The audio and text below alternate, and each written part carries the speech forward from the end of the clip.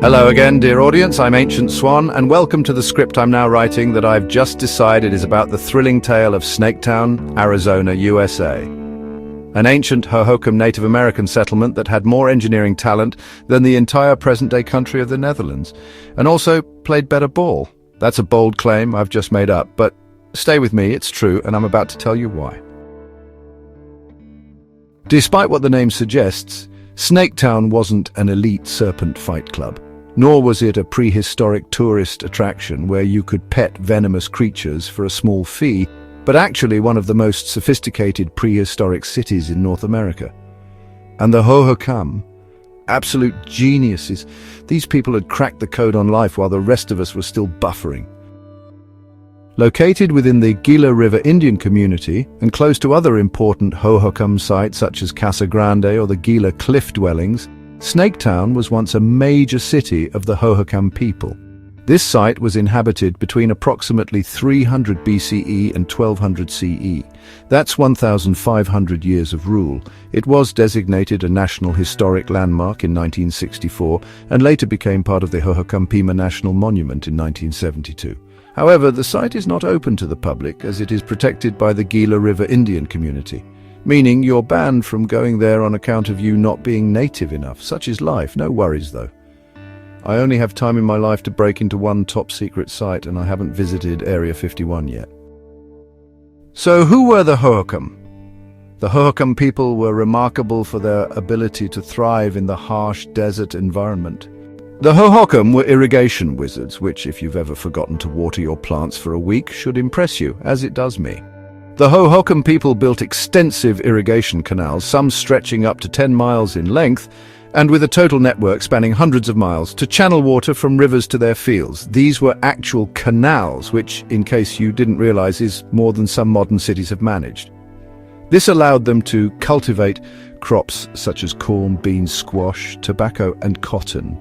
Their irrigation techniques were among the most sophisticated in pre-Columbian North America and gave these people the kind of diet that would make the average British person assume you'd joined a dangerous health cult. Somehow, the Hohokam managed to farm successfully in the desert while I can't keep a cactus alive indoors. Not only were they skilled farmers, but they also knew how to throw a proper piss-up. Archaeologists have discovered ball courts which suggest the Hohokam played some kind of sport. No one knows the exact rules, but one thing is certain. They probably didn't trip over and roll around the ground, faking pain like a little pussy quite as much as modern soccer players, who, in my humble opinion, are cheating bastards and an absolute embarrassment to the modern game. The Hohokam settled in what is now Arizona around 300 BCE, long before anyone else thought it was a good idea to live in a place where summer temperatures rival the inside of a microwave. Imagine living in the blazing Arizona desert, where shade is a luxury and survival depends on being exceptionally clever. So what did the Hohokam do? Well, if they weren't being master engineers, then they were master farmers. That's what the Hohokam did. These folks were irrigating crops with a canal system so elaborate it made the contemporary Romans look like amateurs and beat the Dutch by more than 1,000 years. Most Hohokam people lived in pit houses, which were rectangular depressions in the ground with adobe walls and wooden supports. These structures were similar to those built by the neighboring Mogollon people, but were larger and shallower. They were designed to keep residents cool in the summer and warm in the winter, proving that even ancient civilizations understood insulation better than my landlord does today. The Hohokam irrigation network was no cheap weekend DIY project. This was a system so precise and effective, some of their canals are still in use today, still effectively directing water to farmland that would otherwise be desert. That's right, even centuries after the Hohokam vanished. Their engineering has held up better than most modern infrastructure. Archaeological excavations at Snaketown have revealed a wealth of information about the Hohokam. Researchers uncovered house floors, wells, pits, cremation sites, trash mounds, platform mounds, and canals. The findings confirmed the pioneer, colonial and sedentary periods of Hohokam development, spanning from the beginning of the Common Era to around 1200 CE. Historians marvel at these canals, asking the question, why, How? Because let's be honest, modern civilization struggles to build as much as a single brick without delay. And yet, over 1,000 years ago, the Hohokam were carving out a canal irrigation system so advanced it kept entire cities alive in the middle of the desert. Some of these canals were 50 feet wide. That's big enough to fit an entire football team, their training staff, and the 2 fit lads your gran keeps having over for her Sunday roast. But just like your gran being roasted by those 2 lads, Snaketown also did not last forever. Despite its prominence, Snaketown was mysteriously abandoned around 1150 CE. Some structures were burned and the site was never reoccupied. And then around 300 years later, the Hohokam themselves just disappeared. Vanished, gone, just like my sex life. Adios, arrivederci, tschüss! Historians suggest drought, conflict, or an ancient civilization-sized existential crisis. Did the local team lose the cup final? Was there a catastrophic desert barbecue mishap? Did the people revolt against digging more holes? Or maybe they just looked around and thought, you know what, we're too good for this timeline, and left to join an advanced alien species elsewhere. The world may never know. So how about the name Snaketown? Well, it is believed to have originated from the presence of numerous serpentine-shaped artifacts and motifs found at the site, which may have held cultural or spiritual significance for the Hohokam people.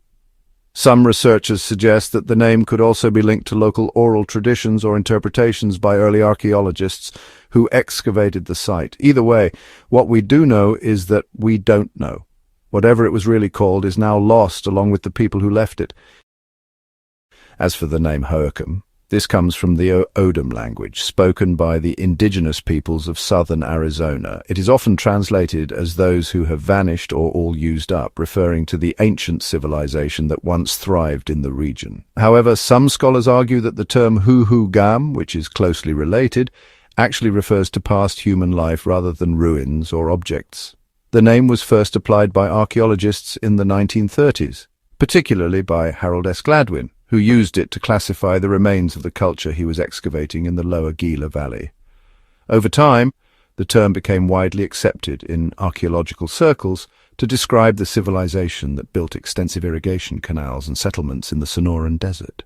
Meaning yet again that it is likely these people did not refer to themselves as Hohokam, and whatever they really called themselves is also lost to time. So Hohokam, or Hohokam it is. I hope their ghosts don't mind too much. I always hate not knowing what a place was really called. I don't know why, it just bothers me. What was the real name given to this place? What did these people call themselves? I think they deserve to be remembered properly, and not just according to the guesswork of whoever. I know I'd hate it if my remains were dug up in 1,000 years and then spent eternity in a museum known as the Dick Chin Corpse just because of what my face looks like. Although the Hohokam civilization vanished, their irrigation systems influenced later agricultural practices, their pottery designs remain iconic, and their sports culture suggests they might have been competitive legends. Today, the Hohokam Heritage Center in Chandler, Arizona, protects and preserves Hohokam artifacts, ensuring that their accomplishments are remembered, even if they didn't quite make it to the history books in flashy blockbuster fashion. So, next time you struggle to figure out your thermostat or forget to water your plants, just remember, the Hohokam managed to survive more than 1,500 years in the Arizona desert without any of the modern tech you have today. Imagine sitting through an Arizona desert summer without air conditioning. You'd hate it. You'd pussy out like a loser leaving the first day of Survivor, then cry for your mum and you know it. No shade though, bro. No, I'm the same. I wouldn't last 10 minutes in Hohokam, Arizona either. You know what? Maybe that's what happened to the Hohokam. They all just spontaneously combusted or melted. Again, we may never know. So here's to the Hohokam and their city at Snaketown, the greatest ancient engineering spectacle since the pyramids. If my country had even 1 ounce of the Hohokam's talent, it wouldn't have trains that break down when it's mildly sunny. And if Snaketown teaches us anything, it's this: never underestimate the power of a civilization that can outbuild, outsmart, and outlast all of us, even if we don't know where they went. But never mind all that. How about this map your beautiful eyes are watching move? As per usual, much of the footage in this video was taken from this gorgeous game map I went and made, this time for the game Cities Skylines 2, and as always the map is free to download from the link in the description below. Build your city here if you feel like reimagining how Snaketown might look today if its founders had never left. And while I'm here on the pimping myself out like a hoe stage of the video, I might as well remind you to like and subscribe if you love the things I love. There are more videos and maps coming, and the subscriptions keep my wife from whinging and moaning about how I choose to spend my time. As for the map information, wait no longer sexy, for here it comes. Climate 11 to 27 degrees Celsius, buildable area 89%, outside connections, roads, rail, sea, air, power, natural resources, fertile land 93.5 square kilometers, forest 28.7 kilotons or 86.6 kilotons, oil 91.3 kilotons, terrain mostly flat. And that's it, ladies and gents. That's it for Snaketown, and that's it for the Hohokam people who made it. I hope you learned something.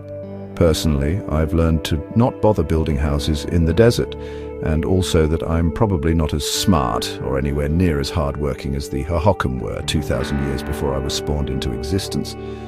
Which is a big thing for me to have learned today. I'm useless, and I know it, but I'll get over it with the help of air conditioning and a nice hot shower. I've no idea what you learned here, but I'm sure it's just as important. Anyway, thanks for watching, you lovely people. And forever, thanks to the world's greatest Patreons, Malichi I, Anthony T, George H, and Dee, without whom I might not survive. That's it, I'm off. Peace, love, and Snaketown. Goodbye!